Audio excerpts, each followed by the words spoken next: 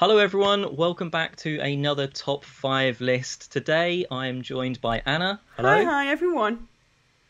We are going through our top five polyomino games. There we go. Got it perfectly there. So Tetris style shape games. Uh, Anna, do you have any caveats other than amazing games with polyominoes? Of course, first, amazing, spectacular comes to mind. Oh, But also, when I make these kind of top five lists, I'm not really about trying to get the ones that I like the most, but I also want a nice variety of different kind of games that I think insert this mechanic very well or use this mechanic okay. to its fullest, Yeah. and not just games that are about just putting them down and see what happens, but do it in an interesting way. I think that's more interesting for everyone, you know? Yeah, yeah, fair. I think looking at my list, I think there's a couple that are a little similar, but otherwise, I think I'm probably there with you. I think they all do No. something slightly different. So, well, let's take it away. What is your number five? So my number five, and I also really have to say I really enjoy polyomino games. There's just something about not winning, I guess, and still being able to look at something you made. That makes this subgenre of games very enjoyable for me. And normally these kind of games tend to be on the lighter side, or be more of Yeah. kind of abstract games. So one game that I find or put this mechanic in an interesting way is The Magnificent. Do you know The Magnificent? I've seen it, but I've not played it. I didn't think it was that light, to be Yeah, honest. it's not that light. That's why I put it on there, Yeah. because it is such a different game that implements, I think, the polyomino mechanic in an interesting way. So, like I said, the Magnificent is Euro game. It's pretty complex game. It's from designer Elif Svensson, if I pronounce that correctly. And it's all about you trying to put on this, I guess, magic show. And you're trying to get the largest audiences to your show. And you do this by collecting dice. So it has some kind of dice rolling, dice drafting mechanic. And the more dice that you take, the higher the prize is that you're going to pay at the end. And of course, always in those kind of games, you want to get the best things and the highest dice, so you can do the most interesting things. But you have to pay the price for that. But of course, we were talking about polyomino, so before I digress way too far about how this is an amazing game. So to make your show, you have to put down these polyomino tiles. And depending on what kind of polyomino tiles you choose, you're able to attract different kind of artists to your show. And also, depending on your player board, how you put down these polyomino tiles, you get different kind of bonuses during the game.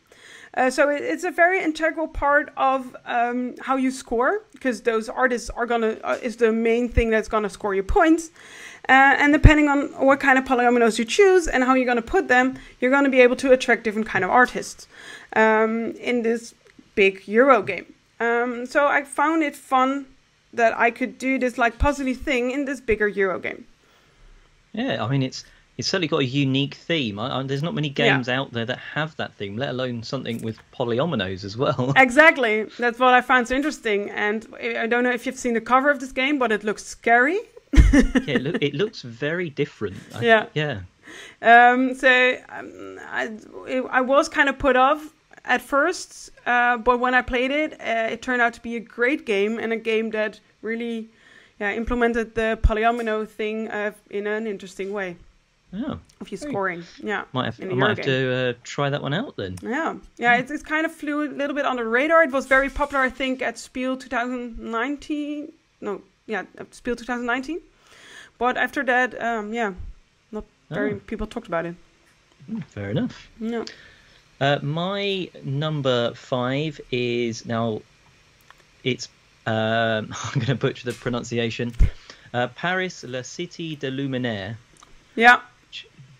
You know, that sounded roughly right. Yeah. So there's a few games based around Paris, but this one it's kind of all about the lighting, and it just creates a visually pleasing board. So you're playing basically in the box, which raises everything off the table, and then you're putting these they're not polyominoes, but you're making the street tiles aren't polyominoes, but you're then making shapes for the polyominoes to sit on top of the streets.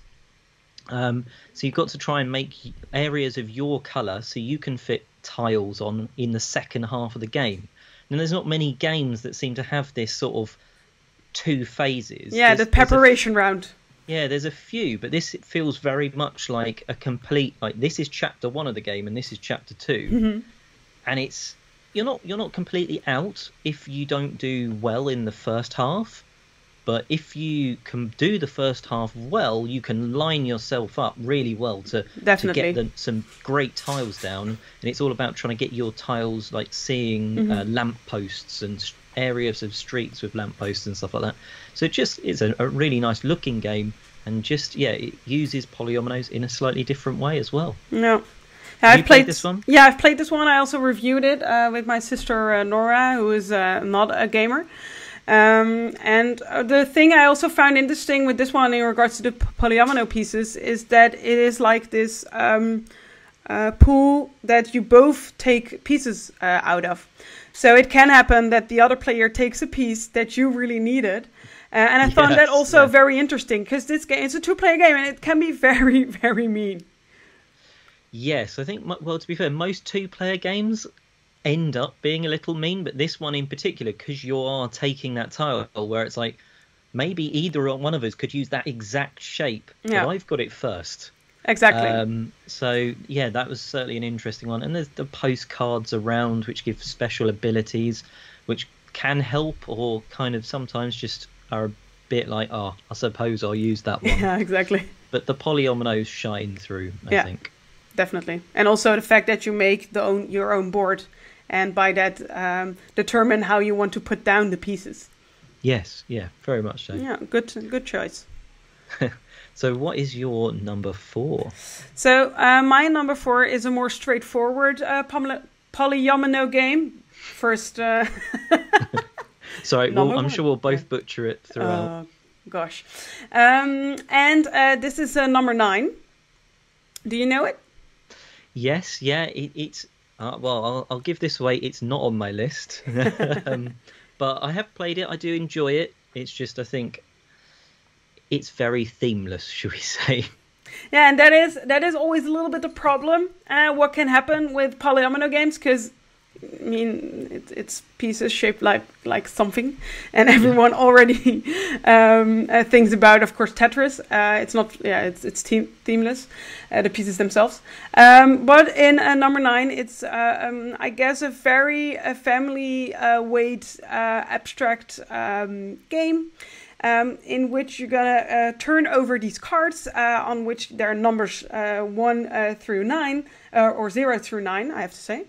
And everyone at the same time will take one of these pieces and put them on their board, which is actually just a table.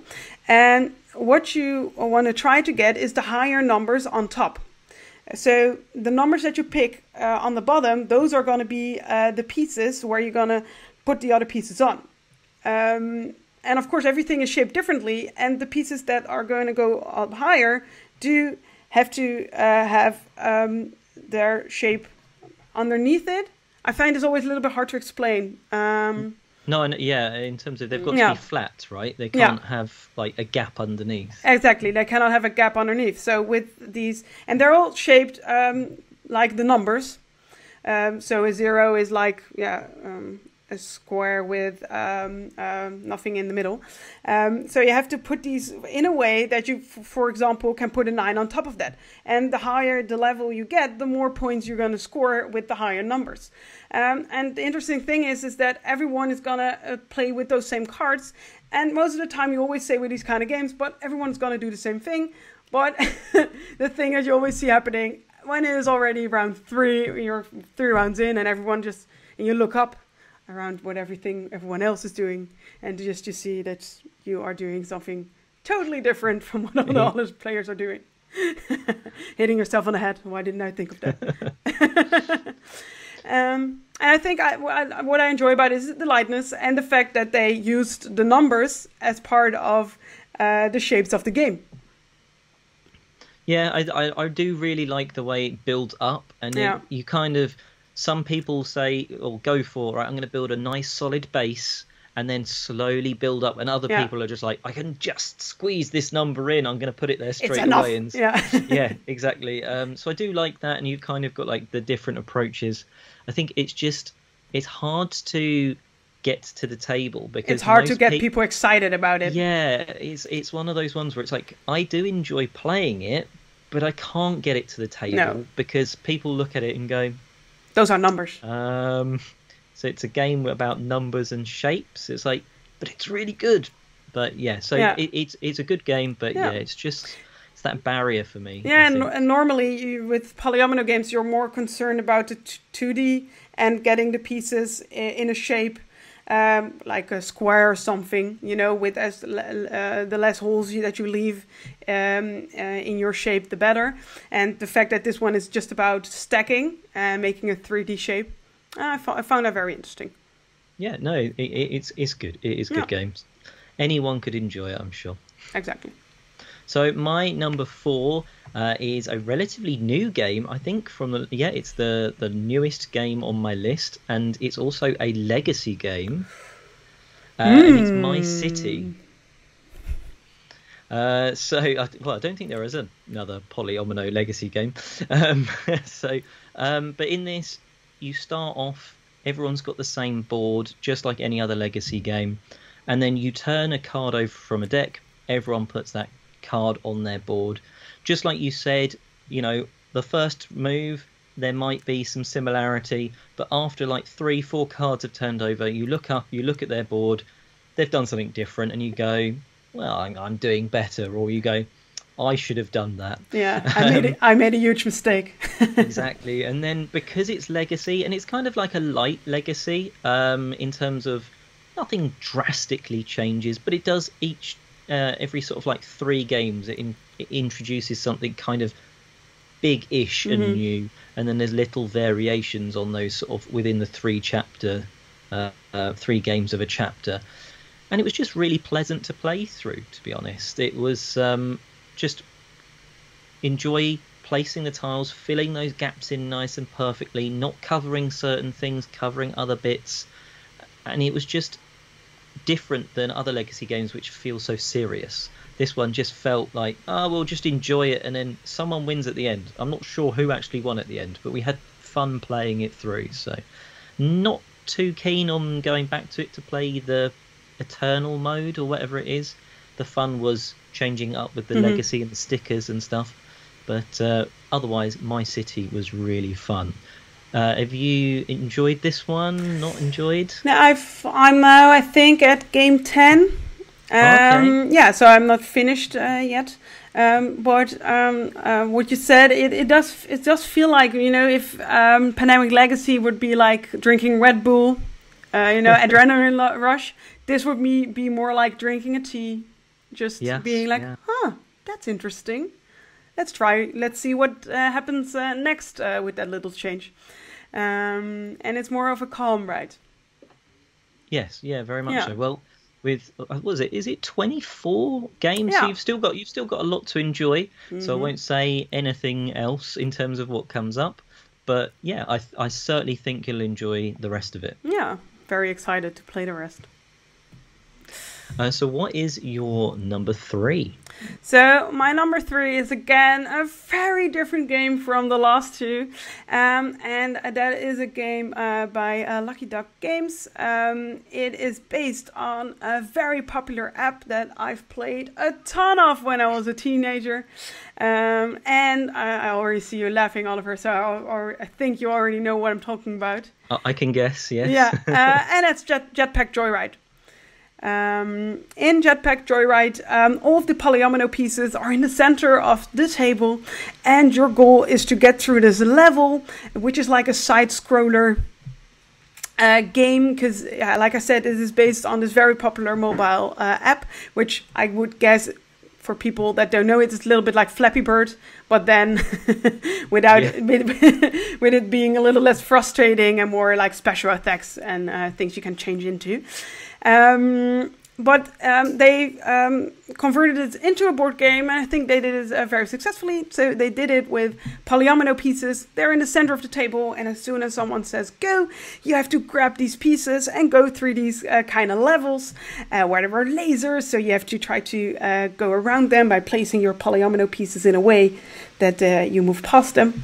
There are ways to score points. For example, if you go in a level all the way up, you will score more points. If you go along the bottom where all the scientists are and you can high-five them, you get extra points. I joined so much, and the speed aspect, normally sometimes it can feel a little bit gripping, you know, and a little bit mean. But I think they implemented it in a way that families can enjoy it, and it's a fun ride. No, fair enough. I haven't played it. I've seen it played. I don't know if it was at a UK Games Expo or Essen. I saw it being played. It looked so hectic, and I just didn't have time to give it a go, and I've not played it since. But it's one of those, it's one of those ones that it looked like everyone around the table was just frantically trying to, do their own jetpack sort of journey, and it looked fun, and the pieces. It looks like it really captures like the visuals of the app, which is exactly that's quite nice that they've really sort of tried to do that. So it's one of those ones that I need to play at some point, especially as it's your number 3. And I actually the first time that I also saw it was at UKGE. I went to UKGE once, I think it's 2018, and I saw it and I was like, yeah, okay, this looks like a perfect implementation of one of my favorite mobile games, and it is. So if you enjoyed the mobile game, definitely try it out. Yeah, there's not too many games which sort of come from an app that then seem to work. I think Fallout Shelter is probably the only other one that's I can think of that's sort of done very well. But no, I have to check that one out. Definitely. So my number 3 is there aren't any actual tiles in this one, but it's all about the polyomino shapes. So it's all card-based. I want to guess. Card-based. It's card-based, and this is the clue that will give it to you if you can get it. You write onto your cards with a wipeable marker. Is it Cartographers? It's not. No, it's Silver I have and not Gold. played. Oh no, I have not played that game. No. Okay, so I'm pretty sure it's by Phil Walker Harding. Yeah. And basically there's a deck of 8 polyomino shapes. You're going to shuffle that, and then each round, I think there's 5 rounds, each round 7 of those come out. So you know that there's going to be one shape that doesn't come out, but you can slowly, as you go through them, work out, okay, chances are the square is going to come up, or the L is going to come up.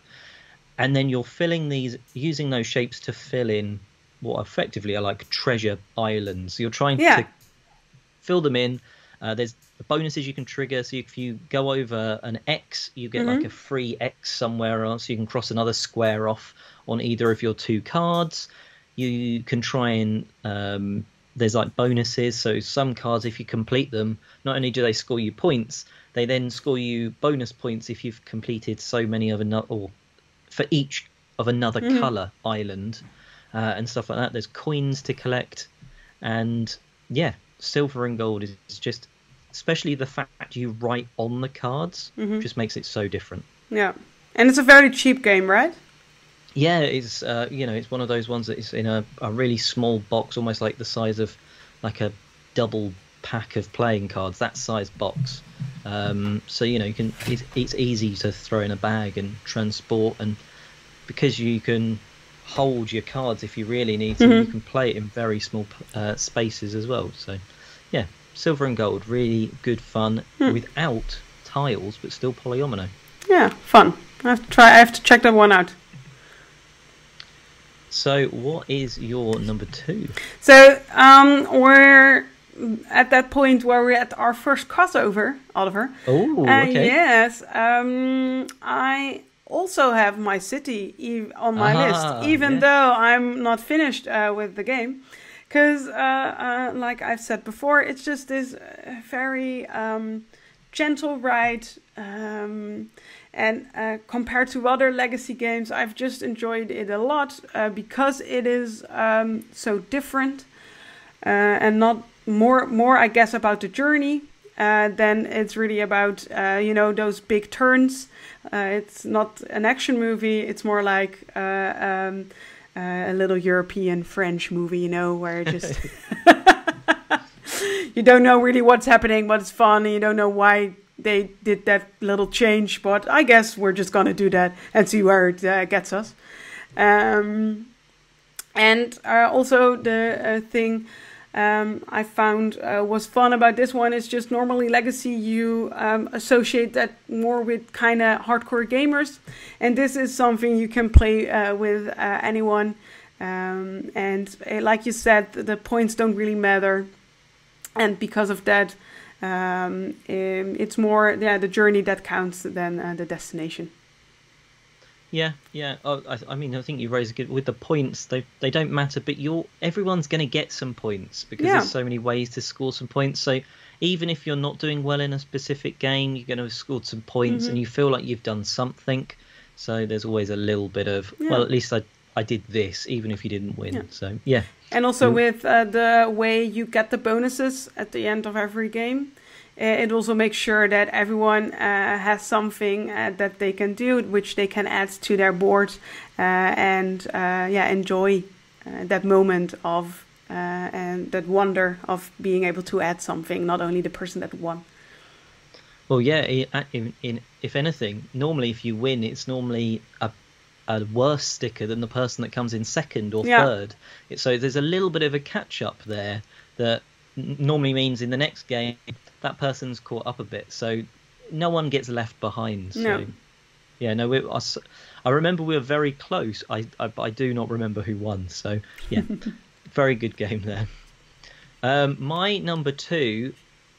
Now it might appear on your list because I think I can see it up on the shelf behind you, and that is Isle of Cats. So a phenomenally sort of visual sort of experience. You've got this boat, this quite large boat board that you're going to be sort of putting these cat tiles on. Now, it's a little bit cheating because I love the game for 2 reasons. I love drafting and I love polyominoes. And it combines those 2 things perfectly. It's absolutely brilliant in that respect, in terms of you've got a draft to be able to get point scoring cards. You can draft to get the baskets to take the cats. You can draft to be first to take the cats and stuff like that.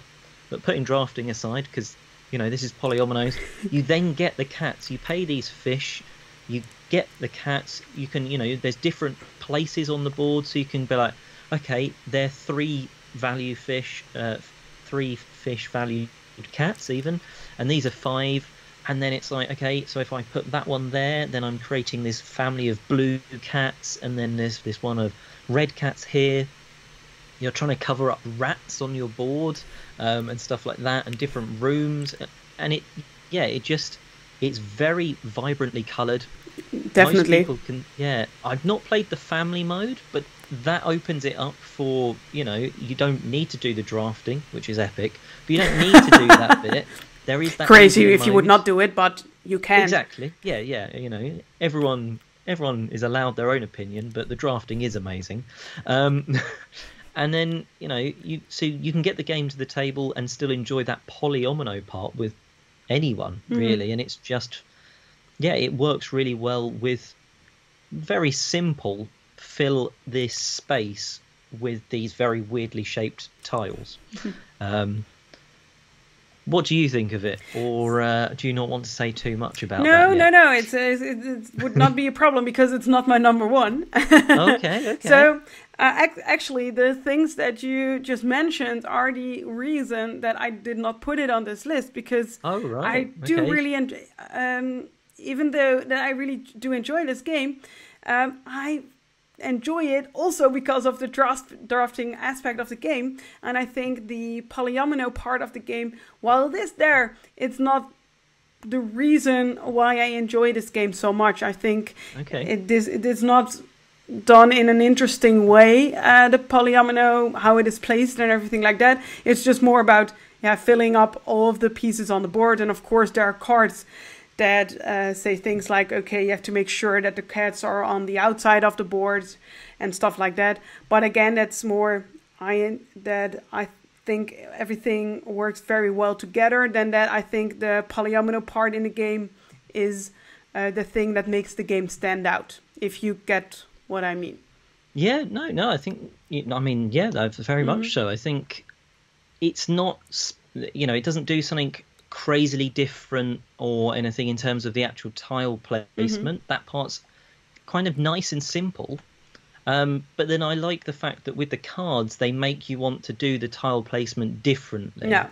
You've got some of those objectives, like you say, get certain ones round the edge and stuff like that, so there is slightly more to the tile placement than just fill the board up. But I do like the way, certainly with the rats and stuff, sometimes you're like, okay, if I twist it this way, I'm going to cover those rats, but then I'm not going to be able to finish this room. So I think there are choices there, but you need the whole package for the game to really sing, which does involve drafting. But that's not a bad thing. No, that's not a bad thing. Well, that was the reason why, why do I love this game so much? This is mostly because of the drafting and the polyomino. So that's why it would be like my number 6. Although it pains me, of course. Well, there's another number 1, So it's Isle of Cats isn't your number 1. No. So what is your number 1? What is my number 1? Okay. So this is one of the oldest games, not in terms of how old it is, like it's not chess or anything, but more of one of the games that I've had the longest in my collection. I've played it with so many different people. I've played it with my mother while we were in a restaurant. I've played it in the backseat of my car while we were in Croatia with my boyfriend. I've enjoyed this game so much, and that is Patchwork. Okay. Yes. So Patchwork is one of those games that, I guess got me into polyomino games, and it just has a special place in my heart. And I guess the reason that I love it so much is the mechanic of you have this pool of pieces that are around the board, and you only have the next 3 pieces are available to you to pick, and depending on which one you take, and when the next player or the other player is, he or she will have those next 3 pieces again available to them. So you really have to think about, okay, if I take this piece, I will give away these next 3 pieces for the other person. Do I want that? Because that piece, that I give away, will just fit perfectly in his or her little patchwork that he or she is making. So this kind of back and forth, I really I enjoy a lot. And the polyomino itself, how you place them, it's like with the Isle of Cats, it is more of the, I'm just going to put it wherever, and I need to make sure that it just fits in the limited space that I have. But this is and will always be my favorite polyomino game. So I had to just put it on number 1. It's just my favorite. No, fair enough, fair enough. Have you tried any of there was a few new versions. I think they were the same, but one was Christmas themed. I think there was an American Yeah. themed one. Or have you tried any of those, or Yeah, you have the do you just Americana version, and you have the Christmas version that came out last year, but they did not. They did get had it in Germany, but they did not have a Dutch version. But I really hope that they do get it out to our country as well. I did try the Patchwork Doodle, where you draw your pieces. It's like a roll and paint, I guess, or roll and yeah? draw game. But that one's just a little bit too simplistic for me. Okay. I have played Patchwork. It was probably one of the earlier polyomino shaped like tile games that I played. I think for me it's very mean. Like most of the time when I play it, that's how it ends up being, which means I normally end up, if it's a game's too mean, I can't play that with like my wife, because that doesn't end well for either of us. Yeah, it's not good for your marriage. Exactly. But even with others, I've found that when you're paying buttons, getting buttons, and I just felt like that you were constantly putting the currencies back and forth, and it just sort of, that part, I was like, if there wasn't that currency of buttons in there, somehow it would be a bit more streamlined, and then you could just focus on these are the tiles I'm giving you, these are the ones I'm not gonna let you have. I'm gonna move it there, take that tile regardless of the cost, sort of thing, and put it on my quilt. It's one of those ones for me. Because of that, it's good, not great, but yeah, it's very, very much loved, that one. So the thing you mentioned about the meanness, the thing that I've also noticed is that I have certain girlfriends with whom I play this game that, like me, enjoy getting the perfect little patchwork so much that it just becomes a cooperative experience where we are like, so you need those 3 pieces. Oh, that piece would fit perfectly right there. Okay, I'm just going to take this piece, and then you can take that piece. Well, that's a very different way to play. Which makes it also very enjoyable when you really love to, make it look your patch very beautiful without holes in it. But it's very different from how I play it when I play it with my boyfriend, because then it's just this back and forth. Trying to screw each other over. You're not having that tile. No. But it's just so funny how that can be such a different experience when you play a game with a different person. Oh yeah, very much so. So my number one, I'm a little surprised that it's maybe not on your list, because I think it is the best of the lot, and that is Baron Park. So I really enjoy everything from the theme of Baron Park through to the way things are triggered. So you start with this very small park board. You're going to get 3 more, so it's going to be 4 or 5 if you've got the expansion. So you start with this small part of your park board, and you put a tile down, and where you put it depends on what you get from the central lot of tiles. So, if I put this down and I cover these 2 symbols, I can take 2 tiles, and the next turn I've got a choice between those tiles and where I'm going to put them. And you can just time it nicely between 2 players, where it's, I know what I'm going to do, I'm going to do this, I'm going to take my tile, and they're already taking their next turn. So it goes really fast back and forward. You've got polar bears, you've got koala bears, you've got grizzly bears in the expansion. You've got all of these different types, different shapes. They're like, what is it? Like, you've then got orange buildings. I can't remember what they're called, but they're these huge tiles that score you loads of points if you can fit them in. But then they're weird shapes. So, maybe they go across too many squares for a single park tile. So you've got to have like 2 next to each other before you can even fit it on. And then it's got one of my favorite little details.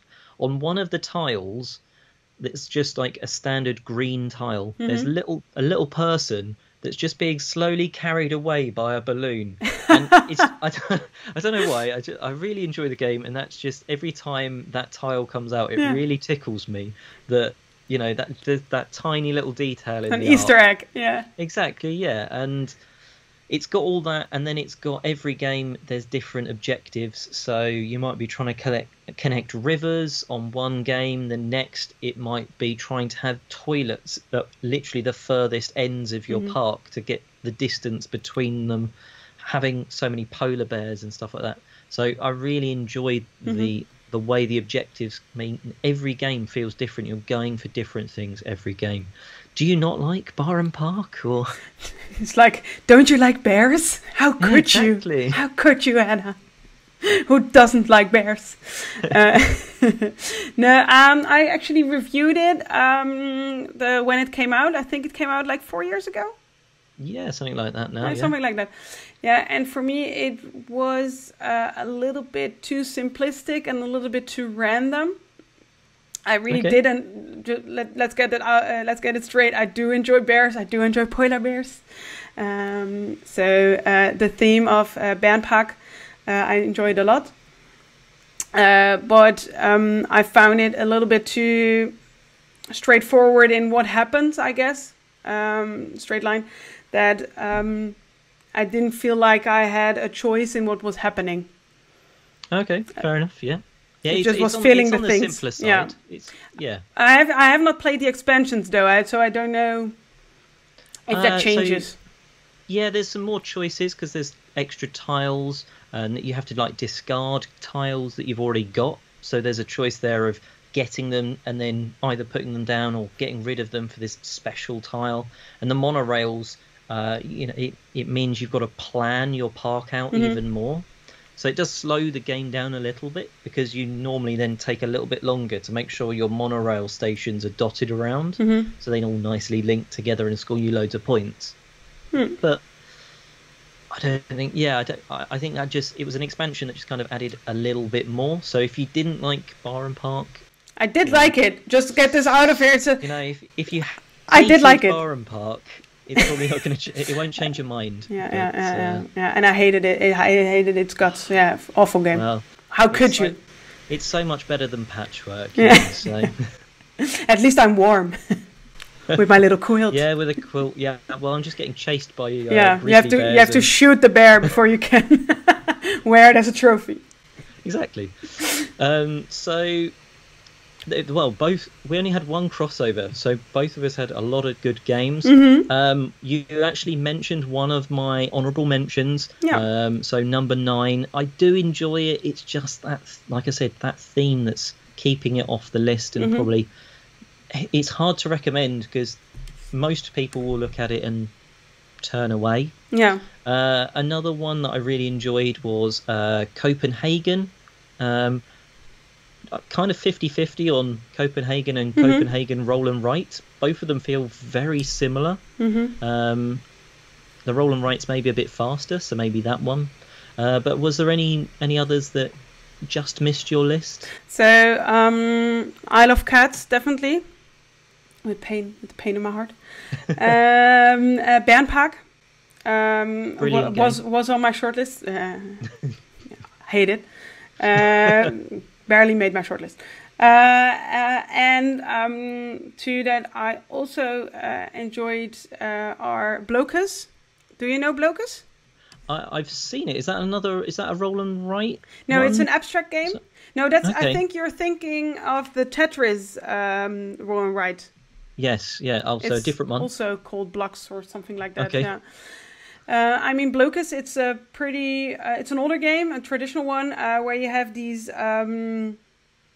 shiny pieces, see-through pieces, where you have to start in a corner, and then you have to work your way through to the middle, and you have to try to get as much of your pieces onto the board and try to block off the other players so they cannot place their pieces.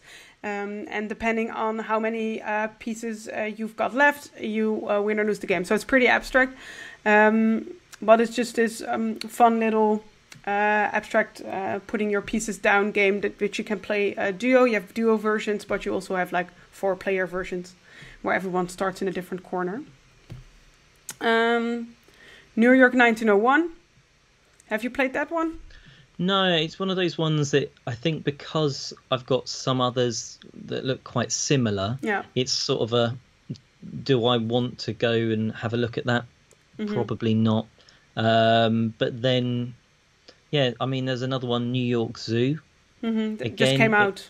Just come out. It looks kind of similar especially with the theme for Bar and Park, but it's maybe one, if I give it a go, if we ever get to conventions again, maybe I'll enjoy it. And exactly. Fingers crossed this year, at least towards the end. Yeah. Maybe, you know, if I can give it a go, then I might be interested. It's one of those ones where I'm not jumping to play it though. Yeah, and it's like, I think that's what most people have with the game. It is enjoyable when you play it, but just not that memorable, I guess. Yeah. But it does work very well for families. It's an excellent family weight game where you're just filling up the city and building New York. Oh, fair enough. And I think it is with artwork by Vincent Dutray. Oh, which instantly normally jumps it up people's shopping lists. Yeah, but it's one of the it's the first like family weight game that Blue Orange Games put out. Okay. They normally do very nice production. Yeah, so it was like the production quality is great. It was made in I think 2015, so just before everything really skyrocketed in the production department and of the big games that came out. It does what it does. Works well. So there we have it, everyone. Some really great games. So, Anna, where can people find you on the internet if they want to see more of your content? Yes. Okay. So when you want to see, if you would want to see more of me, I do Dutch reviews on my Budget Spelen channel and also on the Budget Spelen website, community website. For Dutch board gamers. And if you want to hear me speak English, you can check my reviews on the Dice Tower. So I guess on those places, Yeah, fair enough. Well, thank you very much for joining me. Of course. It's been, obviously some great games. We joke, but even Patchwork is good for some people. So certainly a lot of people love it. So great games. I love it, people. Not quite 10 different games on our top, but we had one crossover. So there you go. So thank you everyone for watching as well, and we'll see you later. Bye-bye. Bye.